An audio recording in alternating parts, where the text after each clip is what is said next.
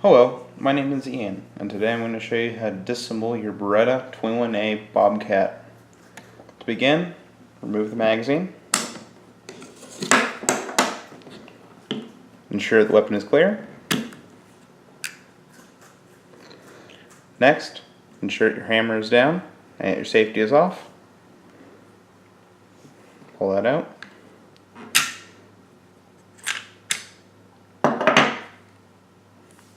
That's as far as you need to go for basic cleaning. You have access to your barrel, you have access to the frame, you have access to the slide and the face of the slide.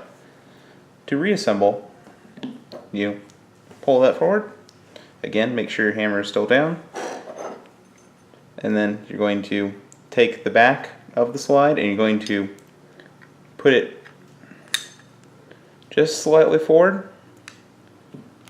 Take it back. Set it in place, push down on the front until it snaps in place. Now it's back together.